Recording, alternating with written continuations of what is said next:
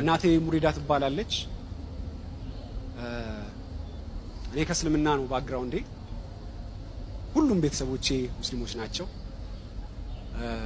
እዚህ ጋር በክብር መጣለች እናቴ በጣም ስለምወደው ልጅ ሳይሆን ከልጅ በላይ ልጄ ስለሆነ ነው እንጂ እዚህ ጋር ራሱ መገኘት አልችልም ነበር እንደራሴ ሃይማኖት ግን እያነበቡ ያልተረጎሙት ማለት ነው ሻሃውዜን ነፋይነ ወረማሃላት ያይሳና ነበር ዳቢሎስም ለነሱ እንዲህ ብለው አውግዝ ይለዋል ከዛም በኋላ መሐመድ እንዲህ ብሎ ዘመዶችን ያወግዛቸዋል የተጣራውን ጽፈት ሻውዓዝኒ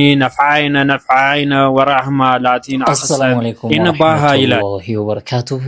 ወድና ተከበራችሁ የዛሬ ሚዲያ ቤተሰብ እንደምን አላችሁልኝ እኔ ያለሁላችሁ ዛሬም በድጋሚ ተመልሰን ተገናኝተናል እንግዲህ ዛሬም እንደተለመደው የተለያዩ አነጋጋሪና ወቅታዊ የሆኑ ቪዲዮዎችን ይዤላችሁ ተከስቻለሁ አብረን ያየን ሪአክት የምናደርግ ይሆናል እናንተ ብቻ እስከ መጨረሻ ቪዲዮውን ተከታተሉ ትላችኋለሁ ውድ ቤተሰቦቼ እንግዲህ ኡስታዝ አቡኪ አንድ ኢንተርቪው ላይ ቀርቦ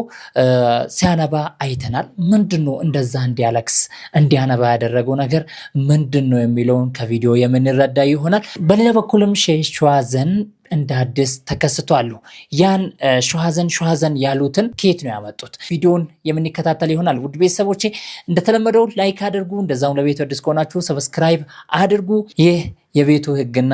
ደንብ መሆኑንም አትርሱ ይላችኋለኝ ወደ ቪዲዮአችን እንግዲህ ኡስታዝ ካሚል ሸምሱ የትምህርት ሚኒስትር የሆኑ ፕሮፌሰር ብርሃኑ ነጋን ከሂጃብና ከኒቃብ ጋር በተያያዘ ለሚነሳው ጥያቄ እስካሁን መልስ ስላለማግኘቱ ጠይቆ ነበር ከጥያቄውም በላይ ደግሞ የብርሃኑ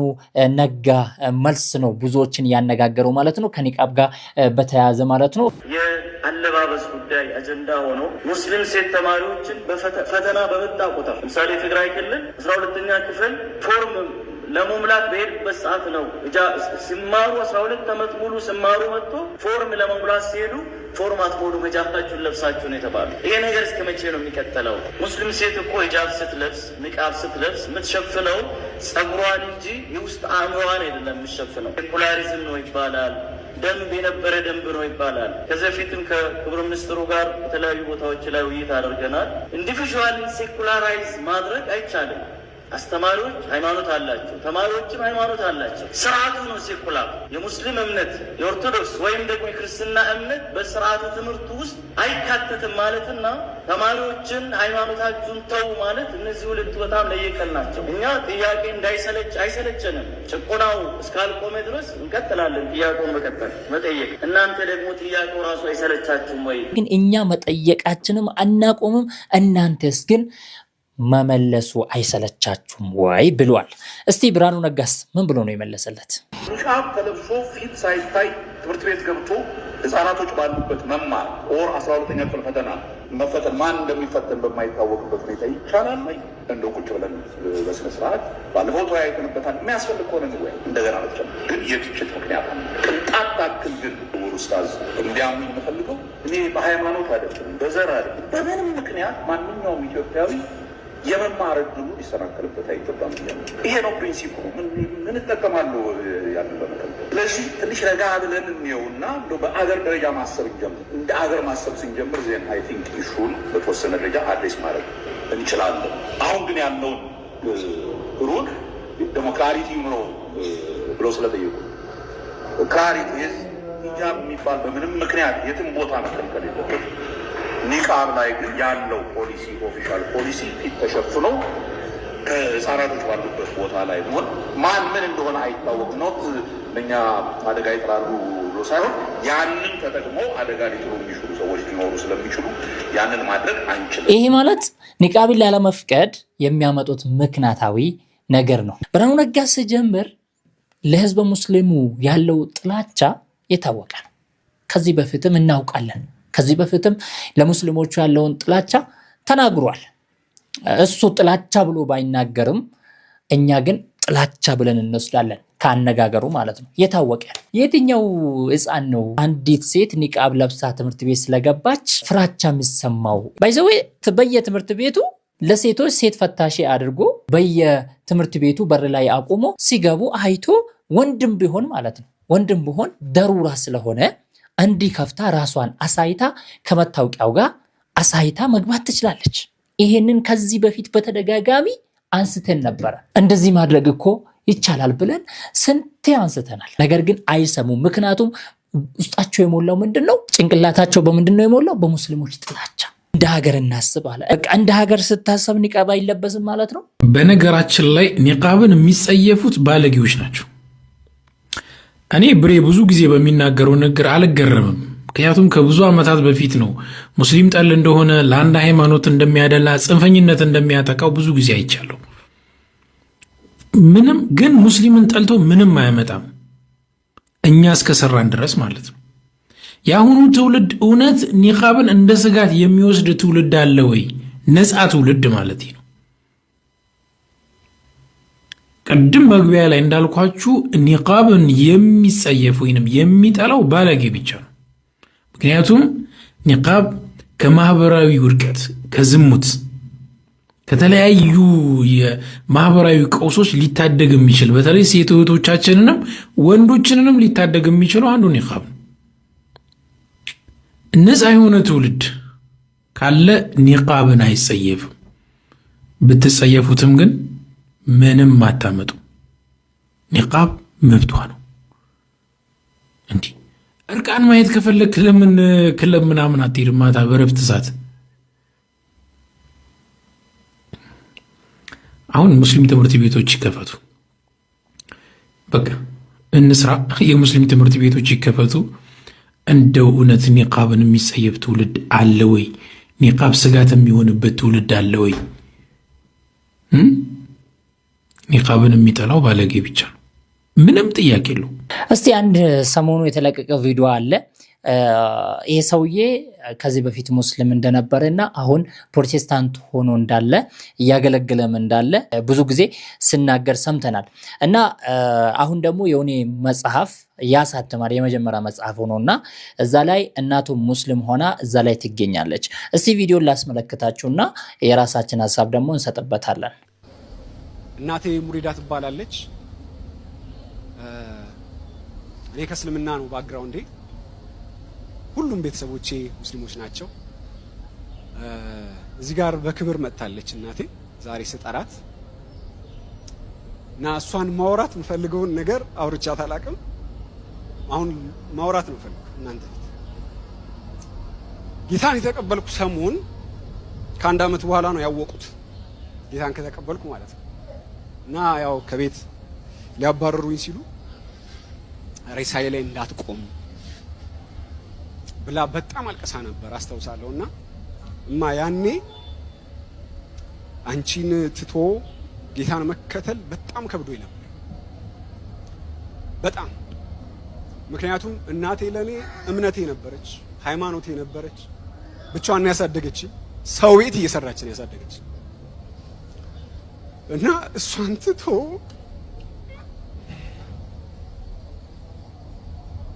ጌታን መከተል ማለት ነው። ጌታ የገባኝን ጌታን ለመከተል እሷን መተው በጣም ፈተና ሆኖብኝ ነበርና ያኔ ስታለቅሺ ያኔ ሬሳዬ ላይ እንዳትቆም ብለሽኝ ትቼሽ ከቤት በቁምጣና በስሊፐር ስወጣ ኢየሱስ የሚባል ፍቅር ገብቶኝ እንጂ አንቺን ጥልቼሽ አይደል። ለሰማችሁት ነው ቤተሰቦቼ። እናቱ ሙስሊም እንደነበረች ተናግሯል። አው ከዚህ በፊትም በተደጋጋሚ ተናግሯል። ቤተሰቡ ሙስሊም እንደሆነ ከሙስሊም ቤተሰብ ፕሮቴስታንት እምነት እንደተቀላቀለ ብዙ ጊዜ በተደጋጋሚ አንስቶ ሲናገር ሰምተናል፣ ሶሻል ሚዲያ ላይ ማለት ነው። ያው የእናት ሆድ ነው፣ ሁላችሁም ታውቃላችሁ። እናት አትችልም ልጇን መጥፎ ቦታ ላይ ልጇ የሆነ ነገር ሆኖባት ማየት አትችልም። የሆነ ቦታ ግን ደርሶ ያው ታውቃላችሁ የእናት የአባትን ደስታ ታውቃላችሁ። ስፔሻሊ እናት የትም እንዴትም ብትሆን በቃ መቁረጥ አትችልም እሷ። አሁን እናቱ ሙስሊም ነች፣ እዚህ ጋር እያየናት ነው። ሙስሊም ነች፣ ተገኝታለች። መገኘት ግን ባይፈቀድላትም ግን አልቻለችም፣ ተገኝታለች። እናት ስለሆነች ነው፣ እናት ስለሆነች ብቻ ማለት ነው። እዚህ ጋር እንዲህ ብላም ተናግራለች። እንኳን ደስ አላችሁ ሁላችሁ። ወንድም የለውም ወንድም ለሆናችሁ በአባት ቦታ አባት የሆናችሁትን ሁላችሁም እንኳን ደስ አላችሁ። እኔ ሃኒኤል በጣም ስለምወደው ልጅ ሳይሆን ከልጅ በላይ ልጄ ስለሆነ ነው እንጂ እዚህ ጋር ራሱ መገኘት አልችልም ነበር እንደ ራሴ ሃይማኖት። ግን አይደለ እኔ ብቻ አይደለም ሃኒኤል ለሁላችሁም ልጅ ነው ለዓለማት ሁሉ ልጅ ነው እኔ ደግሞ ይሄን ላሳየኝ ደግሞ ሃይማኖትም ባይፈቅድ ራሱ ይሄን ላሳየኝ አልহামዱሊላህ ምስጋና ይገባዋል አንድ ነው ሺ እንዲሆንልኝ እፈልጋለሁ ትሁት የሆነች ባለቤት አለችው ደጋፊ የሆነች ባለቤት አለችው እሷንም አመስግኑልኝ ከዚህ በላይ ምንም ቃላት የለኝም ቃሌ ማንሰኛል ባይዘው እምነት ላይ እምነቴ ባይፈቅድልኝም እዚህ መገኘት ብሎ ማለት የለም እምነት ላይ እምነቴ ባይፈቅድልኝም ስህተት ተሰርቷል ማለት ነው ነገር ግን የእናት ሆድ ስለሆነ እናቶች ታውቁት ይሆናል የእናት ሆድ ስለሆነ የማይቻል ይመስለኛል ነገር ግን አላህ Subhanahu Wa Ta'ala ይሄን ልጅ መልሶ ያስደስታችሁ እንላለን ያው ያለ ነገር አይታወቅም አላህ Subhanahu Wa Ta'ala ያገለባብጧል ዛሬ እዚህ ነው ነገ እዛ ያደርጋል ትላንት እዛ ነበር ዛሬ እዚህ ያመጣል ያላህ ነገር አይታወቅምና ሙቀልበል ቁሉብ ስለሆነ አላህ Subhanahu Wa Ta'ala በፍቃዱ በችሎታው ወደ ነበረበት መልሰው እንላለን እናንተስ ምን ሐሳብ አላችሁ እሱ ባደረገውና እናቱ በተናገሩት በንግግራቸው ላይ ምን ሐሳብ አላችሁ እስቲ ሐሳባችሁን አካፍሉ እያነበቡ ያልተረጎሙት ማለት ነው ሻሃውዜን ነፋይነ ወረማሃ ላቲ አይሳናት ይናባሃ ይሄ ቁርአን ቃል ነው በነገራችን ላይ እኚህ መምህር እንዲህ አይነትን አስተምሮት ያገኙት ከቤተ ክርስቲያን ነው ድርሳነ ጽዮን በተሰኘው መጽሐፍ ላይ እንዲህ በማለት ይናገራል እስቲ አብረን እናንባው ዳቢሎስም ለነሱ እንዲህ ብለው አውግዝ ይለዋል ከዛም በኋላ መሐመድ እንዲህ ብሎ ዘመዶችን ያወግዛቸዋል የተጣራውን ጽፈት ሻውዓዝኒ ነፍዓይነ ወራህማ ላቲን አኽሰን ኢንባሃ ይላል ይህ ማለት ከሶስት አካላት አንዱ ይወርዳል በድንግል ማርያም ማፀን ያድራል ከድንግል በድንግልና ይወለዳል ይህ ማለት ወንድ ሳታው በድንግልና ወለደች ከሷም ተወለደ ማለት ነው እንግዲህ እኚህ መምህር ያገኙት ከየት ነው ስንል በድርሳነ ጽዮን ላይ ነው እንጂ ከራሳቸው ፈጥረው አይደለም ያወሩት በጣም ያሳቀኝ ፓርት ደግሞ ምንድነው ያሉት የነበረው እስቲ እንስማ በሙስሊሞቹ የብሉይ ኪዳን ቃል ነው የብሉይ ኪዳን ሙስሊሞች የሚባሉ አሉ እንዴ ወገን ወይስ እኛ ያላወቅነው ያልተገለጠልን ነገር አለ እንግዲህ ተመልከቱ በቤተ ክርስቲያኒቱ መጽሐፍ ጭምር ነብዩ መሐመድ ምናምን እንዲህ ይል ነበር ከዛ እንዲህ ሸውዓዝኒ ምናምን ይል ነበር ተብሎ ይጻፋል አንዳንዶቻችን ፈኒ ይመስለናል ነገር ግን ፈኒ አይደለም እኔ አሁን ላይ ገላትና ድርሳና ዲቴል ማንበብ ሲጀምር የተረዳሁት ነገር የትኛው መምህር ወጥቶ እኛ ፈኒ የሚመስለን ነገር ሲናገር ከገላትና ከድርሳናት መረጃ ይዞ ነው በነገራችን ላይ እኚህ መምህር ሸዋዓዝኒ ብሎ የወፍ ቋንቋ ያወሩ ከዛ በኋላ አረብኛ ነው ይላሉ ህዝቤ ደግሞ ያጨበጭባል ወናውዙ ቢላ ክርስቲያኖች ነቃበሉ ዋላ እኛ ከራሳቸው ፈጥሮ ያመጡት መስሎን ነበር እስካሁን ለካ እሳቸው ከድርሳናት ይዞ ነው የመጡት ትክክል ናቸው እሳቸው ምንም አላጠፉም ማለት ነው ለዚህም እኮ ነው የሆነ ሰሞን ተጠይቆ አባታችንን ጠይቁት እሳቸው ናቸው እንደዚህ ብሎ ያስተማሩንና እሳቸውን ጠይቋቸው እኔ አይደለም ብሎ የመለሱት አያችሁ በመጽሐፍ ደረጃ ተማሪዎቻቸው ለሙስሊሞች ጥላቻ እንድኖራቸው አድርጎ ነው የሚያስተምሩት ስለ ሙስሊሞች ሙስሊም እንደዚህ ነው ብሎ ሮንግ የሆነ ነገር ያስተምራሉ በጣም ያሳፍራል ለማንኛውም ሻውዘን ብዙ ምስጥር ያወጣሉ ወደፊት ኡስታዝ አቡበከር አንድ ጥያቄ ይጠየቃል ምን ያሳምመሃል ተብሎ ተጠየቀ ከዛ በኋላ እሱ የመለሰውን መልስ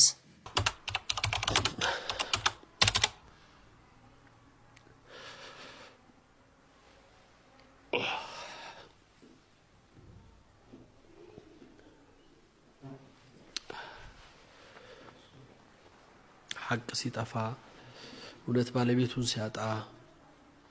ሰዎች በዚህ ልክ ሲጨክኑ ሁሉም ቦታዎች ላይ ሰዎች አላግባብ ሲጠፉ በአገርም ላይ በዚህ ልክ ሰዎች በማይገባ መልኩ ህይወት ሲከፍሉ እንደው ሰው ጠፍቶ ስለ ሐቅ የሚጮህ የሚጨነቅ እስልምና ታሪካችን መቼም ሙዕተሲማ ያለን ህዝቦች ነን ያቺ አንዲት ሴት ጩኸት መልስ የሰጠ ሙዕተሲም ቢላህ ኸሊፈቱል አባሲ አሙሪያ ላይ ሐቋ የተደፈረ ክብሯ የተነካ ሙስሊም ሴት ሙዕተሲማ ወእስላማ ወእስልምናይ ወይ ክብሬ ብላ በጮህችበት خبሩ ሲደርሰው ወሬውን ሲሰማ ከተቀመጠበት መቀመጫ ከዙፋኑ ተነስቶ ነበር ለበይከ ያምራ ለበይከ ያምራ ለበይከ ያምራ ሶስቴ ነበር ለበይከ ያለው ሶስቴ ተጣራሽ ነበር ያሉት ሶስቴ ነበር አቤት ብሎ መልስ የሰጠው والله امرأة المسلمة لأنصرنك አንቺ ሙስሊም ሴት ረዳሻለሁ ብሎ እሷን ለመርዳት በዛልክ ይተንቀሳቀሰው ዛሬ ህፃናት ጩኸት ለቅሶ ዋይታ የማይሰማበት ዓለም ይባስ ተበዳይ እንደ በዳይ ስሙን ማንሳት ስለሱ ማውሳት ስለበደሉ መናገር ወንጀል የሆነበት ዘመን ስለ ጥፋት መናገር ስለ ልቄት ማውራት እንደ ጥፋት የሚቆጠርበት ዓለም ውስጥ እንደዚህ አይነት የውሸት ዓለም ውስጥ ከመኖር የበለጠ የሚያሳዝንም ነገር የለም አንዳንዴ አላህ የመረጣቸው ሰዎች ይሄንን ጊዜ ሳያዩ እንደው ባጢኑል አርድ የምድር ሆድ ከምድር ጀርባ በላይ የተሻለበት የሚሆንበት ጊዜ ከመኖር አለመኖር የምትመርጥበት